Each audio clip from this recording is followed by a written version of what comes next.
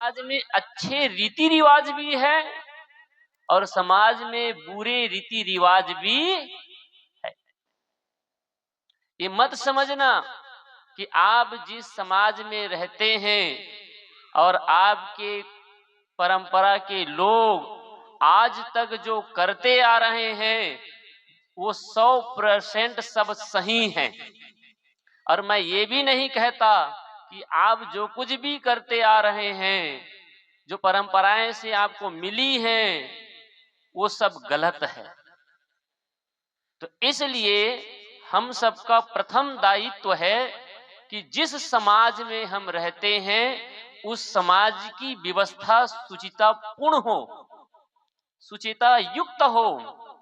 तो इसलिए सामाजिक बुराइयों से हमें दूर उठने की जरूरत है, ऊपर उठने की जरूरत है। और गुरुवर कबीर साहब ने सामाजिक बुराई से दूर जाने के लिए उन्होंने इनकलाब किया। समाज में बहुत छोटी छोटी बुराइयां हैं। सबसे बड़ी बुराइयां क्या हैं? जातिवाद, छुआछूत, ऊंच नीच, लिंग भेद, वर्ग भेद।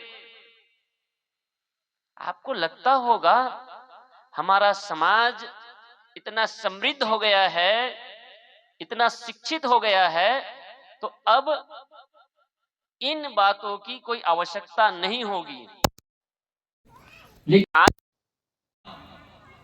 जरा देखिए तो समाज में जातिवाद, छुआछूत, ऊंच नीच और फिर लिंग भेद के साथ दहेज प्रथा, विधवाओं के साथ अत्याचार या फिर उसके साथ पक्षपात, ये समाज की बुराइयां नहीं है क्या? हम किस युग में अभी जी रहे हैं? किस युग में जी रहे हैं? कबीर साहब ने सिद्धांत दिया, एक त्वचा हाड़ मल मूत्रा, एक रुधिर एक गूदा, एक बूंद से सृष्टि रची है, को ब्राह्मण को शूद्रा। इस धरती में जितने भी इंसान हैं वो इंसान ही है। एक गधा का बच्चा आता है, आप उसको देख करके जान जाते हैं ये गधा है। एक हाथी का बच्चा आता है, उसे देख करके जान जाते हैं ये हाथी का बच्चा है। अरे देखना तो छोड़ दीजिए, कुत्ता भौंक रहा हो तो उसकी आवाज को भी सुन करके आप जान जाते हैं कि ये कुत्ता है। कितना सरल है। जो खुले नेत्र से, खुले मन से जो समझ में आ जाए वो सच, और जिसे पूछना पड़े वो झूठ। जब कुत्ता को देख करके आप जान जाते हैं कुत्ता है, बिल्ली को देखकर जान जाते हैं बिल्ली है, हाथी को देखकर जान जाते हैं हाथी है, घोड़ा को देखकर जान जाती है घोड़ा है, लेकिन आदमी की बुद्धि को लकवा तब मारती है जब एक इंसान को देखता है और नहीं जान पाता कि ये इंसान है।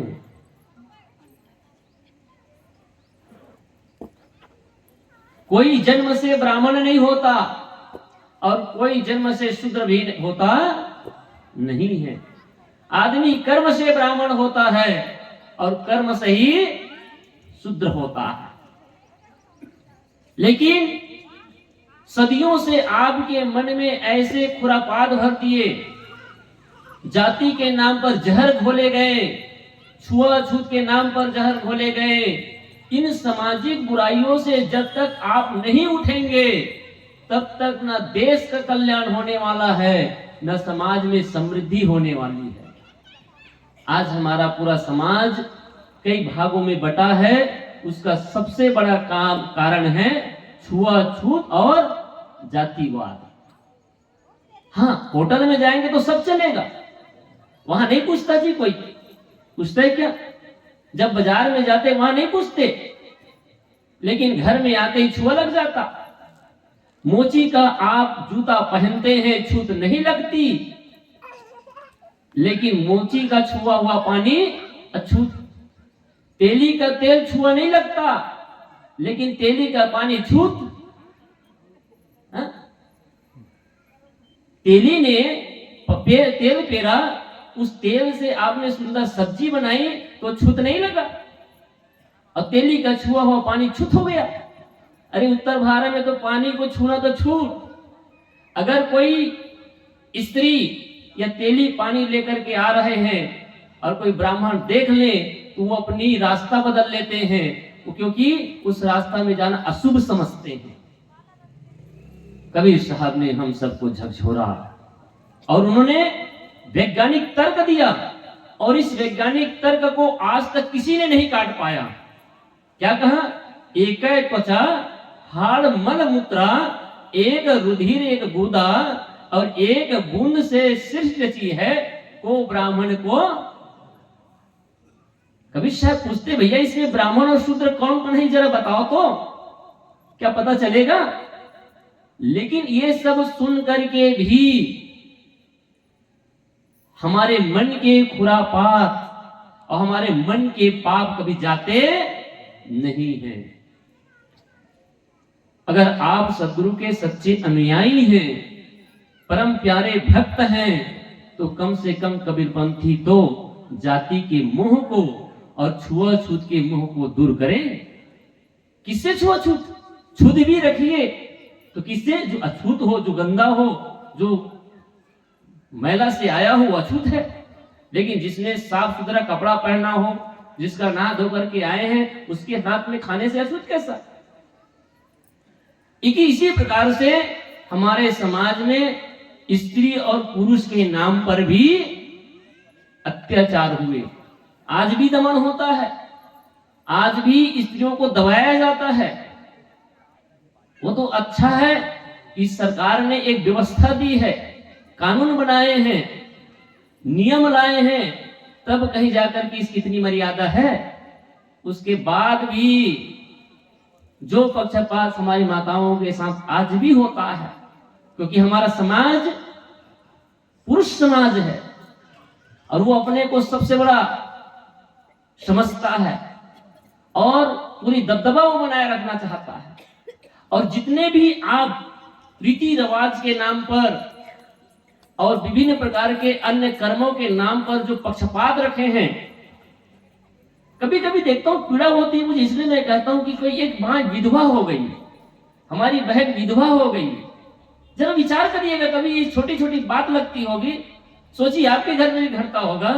एक स्त्री विधवा हो गई, उसकी क्या गलती है बेचारी की? वो तो ऐसे भी दुख में जीवन जी रही है, वैसे ही वो परेशानी में जीवन जी रही है। उसको ना प्रेम मिलता है, ना सहारा मिलता है, और ये समाज उसको बेइज्जत और करते इस बात से, क्योंकि वो किसी मांगलिक कार्यक्रम में सम्मिलित नहीं हो सकते। यह अपराध है कि नहीं है बताओ? क्या एक स्त्री को पहचान दे दी गई कि वो विधवा है तो सिंदूर नहीं लगाएगी, सफेद कपड़ा पहनेगी या चूड़ी नहीं पहन सकती, उसकी पहचान तो बना दी गई ताकि पहचान हो जाए। लेकिन किसी पुरुष की पत्नी मर गए हो तो किसी पुरुष की पहचान है क्या? उस पुरुष को देखकर जान सकते हैं कि इसकी पत्नी मर गई थी, अब इससे दूर रहना अछूत है। अब इसके आने से, इसके पास बैठने से क्यों? क्योंकि स्त्रियों को दबाया गया, हर जगह दबाया गया, और दबाया ही नहीं गया बल्कि स्त्रियों को बदनाम भी किया गया। महाभारत की बहुत प्रसिद्ध कथा है, आपने अनेकों बार सुना होगा। क्या? द्रौपदी कहती है कि अंधे का बेटा, और आप सब लोग सुनते भी हैं और हमारी माताएं भी प्रसन्न हो जाती हैं। अरे एक जगह भी नहीं लिखा है, पूरे महाभारत खोल करके देख लीजिए, पढ़ करके देख लीजिए, कहीं एक वाक्य ले आइए, मैं यही बैठा हूं, कि उस महाभारत ग्रंथ में लिखा हो कि द्रौपदी ने कहा कि अंधे का बेटा अंधा होता। आपको ये बताया गया स्त्री के कारण महाभारत हुआ और स्त्री के कारण ही सब कुछ हुआ। लेकिन याद रखिए, स्त्री के कारण महाभारत नहीं हुआ। अरे कौरव और पांडव तो तब से लड़ रहे थे जब बिचारी द्रौपदी उस घर में आई भी नहीं थी, लड़ाई बचपन से चल रही थी, वो लड़ाई स्त्री की नहीं, सत्ता की लड़ाई थी। लेकिन सत्ता की लड़ाई को, अपने अहंकार को इन मां स्त्रियों के पीछे धकेल दिया जाता है। जहां पर दुर्योधन थल का जल और जल का थल देखे और उन्होंने गिर गए, तो इस दृश्य को भीम देखते हैं, उनके अनेक भाई लोग देखते हैं और देख करके हंसने लगते हैं। वहां पर तो द्रौपदी रहती ही नहीं, लेकिन बदनाम कर दिया गया। आप रामायण पढ़ते हैं, रामायण में कहते हैं कि देखिए केकई के कारण इतना बहुत बड़ा महाभारत हुआ, ये रामायण हुआ, और सारा दोष केकई पर मढ़ दिया जाता है। जरा चिंतन करिए, विचार करिए, आपको कैसे परोसा जाता है, कैसे बताया जाता है और हमारी माताओं की गरिमा को गिराया जाता है। जिस केकई को राजा दशरथ ब्याह करके लाए थे तीसरी रानी के रूप में, केकई कोई शौक से आई नहीं थी। केकई के सौंदर्य को देख करके मोहित हुए और राजा दशरथ उनके पिता से कहते हैं कि आपकी बेटी मुझे चाहिए। उसने कहा कि मेरी बेटी को मैं तभी दूंगा जब इसका पुत्र ही राजा। अरे मेरी बनाई बात है क्या? और यही मोह राजा दशरथ को जीवन भर सालता रहा, और जब बारी आई राम को युवराज पद देने की, तो सोचिए, आप जब चिंतन करिए कि मां केकई की गलती थी कि राजा दशरथ की गलती थी। वो मुंह में थे, पुत्र मुंह में भी थे और एक स्त्री के भी मुंह में थे। मुंह में पड़ करके पूरे रामायण करा दिए, लेकिन राजा दशरथ को आज कोई दोषी नहीं ठहराता और मां केकई को सब गाली देने लगते हैं। राजा दशरथ तब भी मुंह में था स्त्री के मुंह में, और आज पुत्र के मुंह में है। और इतना बड़ा आयोजन करने वाले हैं, कौन सा? कल आज सभा में उसने घोषणा की कि कल राम का युवराज पद होगा। आप अपने घर में छोटे से छोटे भी काम कराते हैं ना, आयोजन करते हैं, तो सभी बच्चों को पूछते हैं, सभी की उपस्थिति भी दर्ज कराते हैं। आप बोलते हैं कि भैया हमारा बेटा भी नहीं आया, एक दिन और रुक जाइए। लेकिन राजा दशरथ को यह डर था, अगर भरत यहां रहे और भरत को रहेंगे तो उसको देख करके उसके साथ में मुझे पक्षपात करना पड़ेगा। तो उसने नानी हाल में रहते रहते सब काम बनाना चाहा। कि पाप किसके मन में था? कि केकई के मन में कि राजा दशरथ के मन में? राजा दशरथ के मन में पाप था, इसीलिए तो भरत को दूर भेज दिए थे, नहीं तो कैसे युवराज पद देते। कहने का तात्पर्य है कि हमारी माताओं के साथ भी आज भी बहुत सारे अत्याचार होते हैं, सामाजिक कुरीतियों के रूप में भ्रूण हत्या होते हैं। भ्रूण हत्या, और भ्रूण हत्या कब होते हैं? मैं इसलिए भ्रूण हत्या कहता हूं कि जब पता चल जाता है कि कोख में जो आने वाली संतान है वो एक लड़की है, उसको वही मार दिया जाता है। और आज तो बहुत तादाद में चल रहा है। और मैं इसका दोषी केवल भाइयों को नहीं देता, जो माताओं के साथ जो पक्षपात हो रहा है ना, जो माता ही माताओं के साथ अत्याचार कर रही है, स्त्रियां ही स्त्रियों को बर्बाद कर रही हैं। याद रखिए, एक नारी ही नारी की गरिमा को गिराती है, नारी ही नारी के जीवन को बर्बाद करती है और नारी ही नारी को परेशान करती है।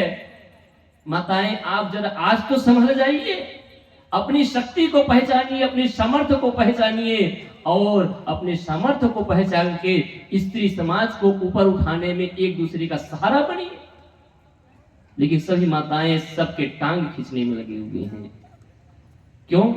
आपके गर्भ में जब एक संतान आती है और आपके बच्चे को पता चलता है कि वह पुत्र है, तो हमारी माताओं के सीना चौड़ा हो जाती है और वह बच्चा जैसे पैदा हुआ वैसे खुश हो जाती है, और जैसे पता चला बेटी है वैसे वो माँ वैसी छा जाती है।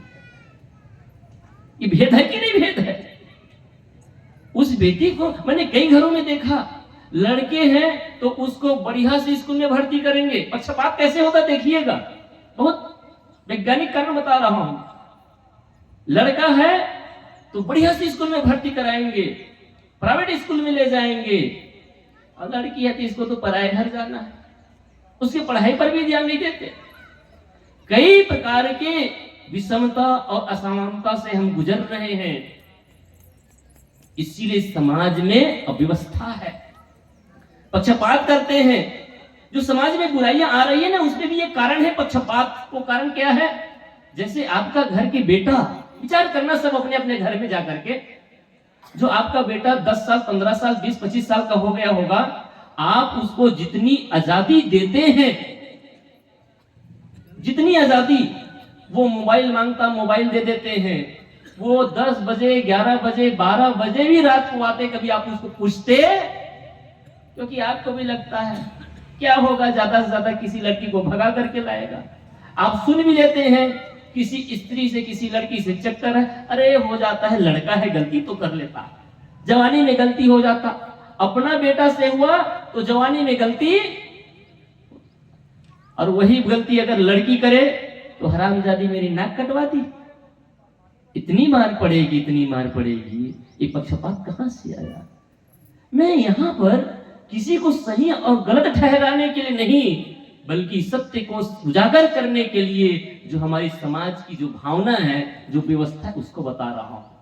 जब तक एक लड़की और लड़का के साथ भेद मिटा करके, लिंग भेद को समाप्त करके दोनों को सही सम्मान और आदर नहीं देंगे, सही दोनों को अच्छा प्लेटफॉर्म नहीं देंगे, तब तक हमारा समाज सही ढंग से ऊपर उठ सकता नहीं है। जितना लड़की को आगे बढ़ना चाहिए उतना लड़के को भी आगे बढ़ना चाहिए। और मैं तो कहता हूं, जिस दिन जितने आप अपने लड़कियों पर केयर करते हैं, ध्यान देते हैं, उसको बरसते और रोकते हैं, अगर उतना ही आप अपने बेटों पर ये नियंत्रण रखना प्रारंभ कर दीजिए, मेरी गारंटी है हमारा समाज आज ही सुधर जाएगा। लेकिन अगर एक बेटी बिगड़ती है तो किसी घर का बेटा ही बिगाड़ता होगा ना, सही कि नहीं? तो एक भेद क्यों है? इसलिए मैं कह रहा था कि पहली विषमता, पहली बुराई सामाजिक बुराई है। जिस समाज में रहते हैं उस समाज में शुचिता चाहिए, और शुचिता रखने के लिए हम अपनी आदतों से बाज आए, अपनी आदतों में सुधार करें। जो हमारे मन में खुरापात है, हमारे मन में जो पाप है, हम भगवान के भक्त तो हो गए। कल साहब ने दोहा कहा, कामी क्रोधी लालची इनसे भक्ति न होए, और भक्ति करे कोई सूरमा, जाति वर्ण को खो करके, कुल के अहंकार को त्याग करके, जाति के अहंकार को त्याग करके ही आप भक्ति कर सकते हैं और भक्त बन सकते हैं। सबरी किस जात की थी? एक भिल्लिन थी ना। और सबरी की बात आती है तो यह स्मरण भी आता है, सबरी एक गरीब घर की भिल्लिन जाति की एक लड़की थी, साधारण सी। उसकी शादी होने वाली थी। जब उसकी शादी होने वाली थी, हल्दी शरीर पे लेपन था, वो अपने सहेलियों के साथ घर से बाहर निकलती है तो देखती है कि घर के बाहर में बहुत सारे जानवर बंधे हुए हैं। जब बहुत सारे जानवर को बंधे हुए देखती है तो वो सबरी जो अभी बच्ची है, उसने अपने सहेली से पूछा कि बहन, इतने जानवरों को हमारे घर में तो पहले था ही नहीं, इन जानवरों को क्यों बांधा गया है, किसके लिए है? उसने कहा तुम्हें पता नहीं? कहना अरे तुम्हारी शादी हो रही ना, हाँ, तो बारात आएगी, दूल्हे आएंगे, तो उसके स्वागत के लिए इसको मार करके खिलाने के लिए ही इन जानवरों को लाया गया है। देखिए, हम लोग पढ़े हुए लोग बोलते हैं, वो बिल्लिन सबरी जो कभी स्कूल भी नहीं गई है, जो साधारण जीवन जिंदगी जीती है, उसके मन क्या कहता है कि भगवान मेरी शादी होगी। आज आप बहनों से, माताओं से, भाइयों से मैं कहना चाहूंगा, आप आज शादी में इतने पैसे खर्च किए जाते, इतने पैसे खर्च कर देते हैं, और फिजूल के खर्चे।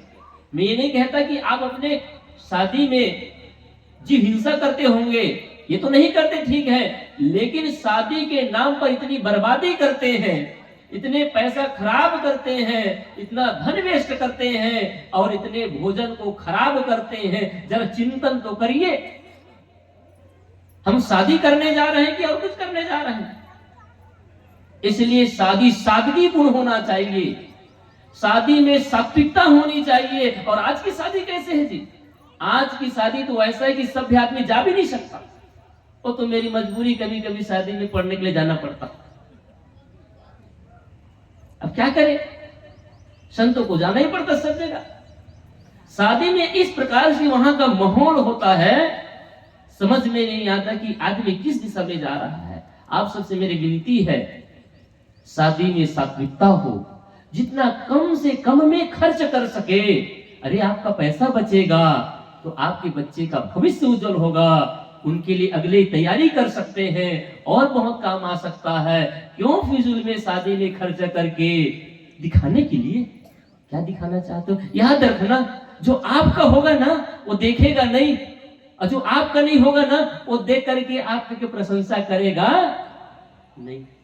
ये सब खाने वाले हैं, एक दिन के मेहमान है। अरे एक दिन के मेहमान के चक्कर में आपके घर की संपत्ति को क्यों बर्बाद करते हो?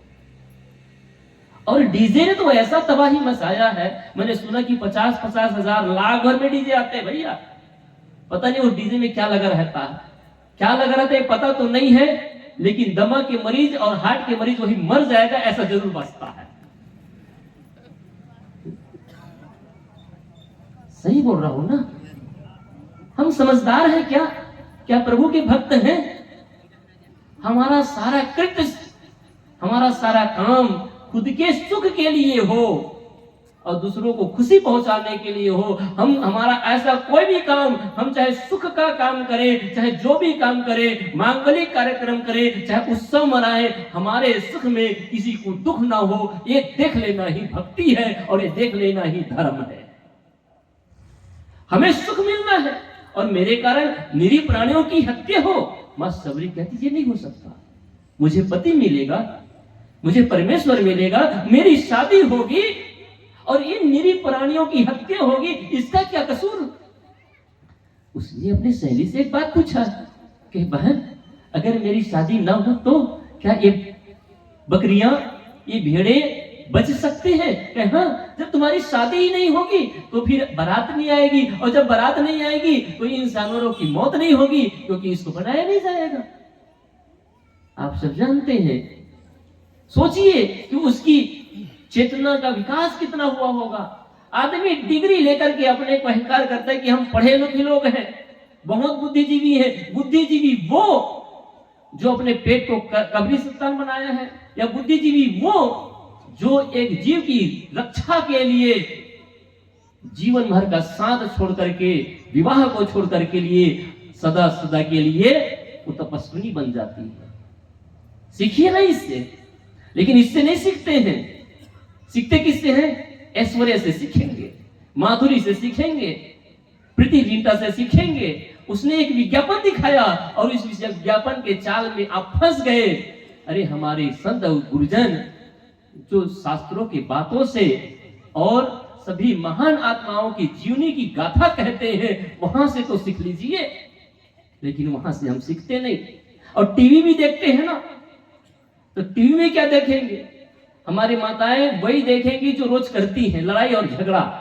उस बहू ने उसके सास के साथ क्या किया, सास ने बहू के साथ क्या किया। इससे कुछ ज्यादा होता है क्या? अरे आपके घर के ही कहानी को लिख लोगे ना तो वो भी एक सीरियल ही बन जाएगा। लेकिन हम मस्त है देखने में। ये जो बड़े बड़े स्टार प्लस, स्टार टीवी वाले लोग हैं जो विदेश से ऑपरेट होते हैं और आपके माइंड को डाइवर्ट करके आपको गलत चीज सिखाने के लिए, गलत संदेश देने के लिए आपके पैसा भी लेना चाहते हैं और आपके माइंड को भी वो गुलाम बनाना चाहते हैं, और आप खुशी खुशी से अपने गले में फांसी लगाने के लिए तैयार बैठे रहते हैं। आप टीवी नहीं देखते हैं, आप गले में फांसी लगाते हैं, फांसी लगाते हैं।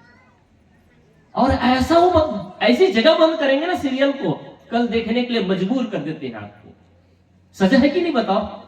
आप वैसे ही तड़पते रहते हैं, आए अब कब आएगा, फिर कब आएगा। अरे इतनी तड़फन तो मीराबाई को ना रही होगी, इतनी तड़फन तो सबरी को नहीं रही होगी कि मेरा परमात्मा आएगा। परमात्मा पाने से भी ज्यादा तड़प तो आपको टीवी देखने की होती है।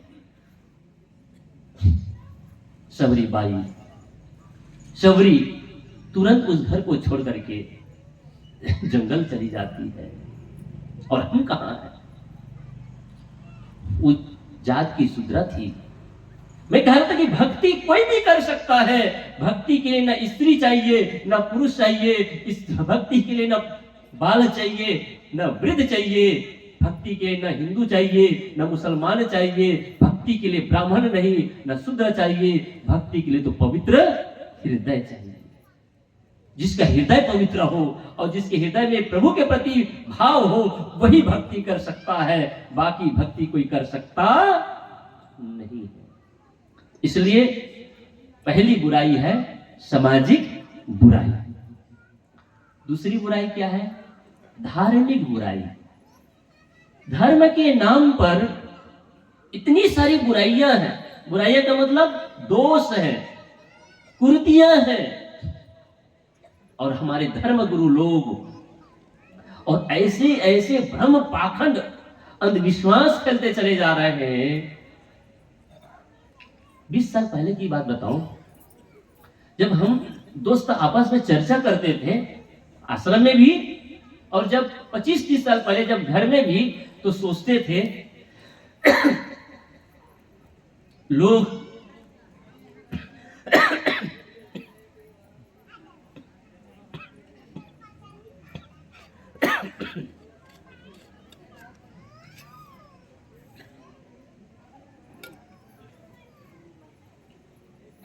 लोग शिक्षित होंगे, जागरूक होंगे, तो हमारा समाज सुंदर हो जाएगा और सारी भ्रांतियां, पाखंड, अंधविश्वास दूर हो जाएंगे।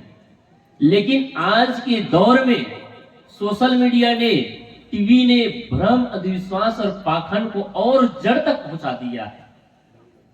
पहुंचा दिया कि नहीं पहुंचा दिया?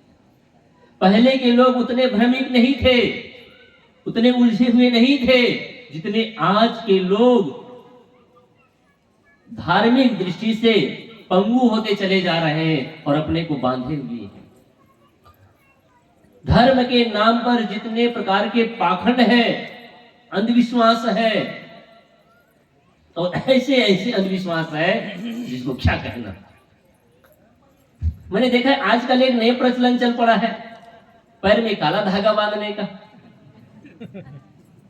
आज तक समझ में नहीं आया। मैंने कई लोगों से पूछा, किसी ने सार्थक जवाब भी नहीं दे पाया। अब करिए, करने के लिए मना नहीं, लेकिन करने के पहले विचार तो करें। मैं इस विषय को आज इसलिए उठाया, 1 महीने के अंतर्गत मैंने अखबार में 3 बार पढ़ा, कल के परसों का ही अखबार है। 6 महीने के अंदर में 8 ऐसे दर्दनाक घटना घटी, तांत्रिकों ने कई लोगों को मार डाला। आपने भी पढ़ा होगा। क्या आपको दर्द नहीं होता?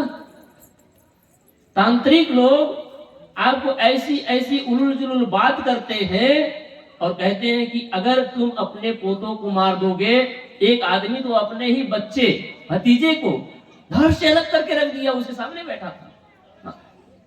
एक ने अपनी मां को मार दिया। और अभी अभी ताजा घटना आपने 1 महीना पहले पढ़ा होगा कि 4 आदमी थे, 4 ने तांत्रिक के पास गया, उसने रस्सी से खिंचवाया और 3 लोगों ने जोर जोर से खींचा। एक ने डर के मारे भाग गया, बेचारा तो बच गया, और ये डर के मारे खींचते रहे, तीनों मर गए। आज के जमाने में भी टोना टटका, जंतर मंतर, भूत प्रेत, टोनही टोनहा, कितने प्रकार के, देखिए ये सब भ्रांतियां पाल रखे हैं। अरे थोड़ा जागरूक बनिए भाई, थोड़ा समझदार बनिए, पढ़े लिखे लोग हैं, समझिए। लेकिन नहीं, ये बैगा ओझा के चक्कर में पड़ करके, मैं तो कहता हूं कि चलो इतना ही विश्वास है, आपके अपने सदगुरु पर भरोसा हो जाए, आपको अपने प्रभु पर भरोसा हो जाए, आपको अपने देवी और देवता पर भरोसा हो जाए। आपको उस पर भी भरोसा नहीं है, न आपके देवी पर आपको भरोसा है, न आपको अपने सदगुरु पर भरोसा है, न आपको अपने ईश्वर और भगवान पर भरोसा है। भरोसा किस पर है? बैगा पर है। मैं कहता हूं आप भगवान पर भी चलो ठीक है भरोसा मत करो, लेकिन बैगा पर भी भरोसा मत करो। डॉक्टर के पास जाइए, सही इलाज करवाइए, सही उपचार कराइए, कहीं भी किसी प्रकार के भ्रांति में मत उलझिए। जितने प्रकार के चमत्कार हैं वो 100% झूठ है, चाहे वो कबीर साहब के नाम पर हो। यहाँ ऐसे भी हो सकते हैं कि ये कहेंगे कि नहीं कबीर साहब ने तो अपने जीवन में इतने प्रकार के चमत्कार किए। मैं उनसे भी कहना चाहता हूँ चमत्कार चाहे जिसके भी नाम से हो, चाहे राम के नाम पर हो, कृष्ण के नाम पर हो, बुद्ध के नाम पर हो, दुर्गा भवानी के नाम पर हो, चाहे कबीर साहब के नाम पर हो, जितने प्रकार के चमत्कार है 100% झूठ है। हमारी भावना हो सकती है, लेकिन कोई कथन प्रकृति के कारण करे की व्यवस्था के विपरीत हो सकती नहीं। इस बात को मानेंगे कि नहीं मानेंगे? क्या आपको यह बात सही लगता है अगर कोई कहे कि केवल पूजा के नाम पर आपका बेटा पास हो जाएगा, तो आप क्या इस बात का समर्थन करते हैं? आप बताइए, अगर इस बात का समर्थन करते हैं इसका मतलब आप अपने बेटे को पूजा बस करवाना और किताब और पुस्तक मत देना, तब तो हम मान लेंगे। लेकिन नहीं, आदमी को बड़ा विश्वास है, बड़ा विश्वास है। और ये जो धर्मगुरु लोग हैं, जो धर्म के गद्दी में बैठ करके, और कबीर साहब ने बड़े कठोर शब्द से इसलिए कहा, धर्म ही कथा जो कहता ही रही, लाबर ये के प्रात जो कही, लाबर बयाने लाबर समझा। ये लावनी वाणी बोलते हैं सवेरे शाम, ये कोई सच नहीं बोलते हैं, आपको उलझाते हैं, डाइवर्ट करते हैं। मैं ये नहीं कहता कि आप कथा मत सुनिए, मैं ये भी नहीं कहता कि आप धर्म कथा में मत जाइए, मैं ये भी नहीं कहता कि आप भागवत सत्संग कथा मत करिए, सब चीज करिए और सब चीज सुनिए। कबीर साहब ने कहा सुनिए सबकी निवेरिए अपनी, सबकी सुनो लेकिन निवेरा करो। आपको बुद्धि मिली है ना, क्या उस बुद्धि को रखने के लिए है, तिजोरी में बंद करने के लिए है? बुद्धि को उपयोग करने के लिए है। ये बुद्धि का उपयोग कब करेंगे? हम अपनी बुद्धि से कभी सोचते नहीं। और ये धर्म गुरु लोग वो खुद पैसा कमाने के तो आपके बीच में आता है जी, और आपको क्या बोलते हैं, भगवान की भक्ति करो, भगवान की भक्ति से मुक्ति मिलेगी। अरे आपको मुक्ति मिले या न मिले, सब उनको तो पैसा मिल जाता है। साफ पधार रहे हैं।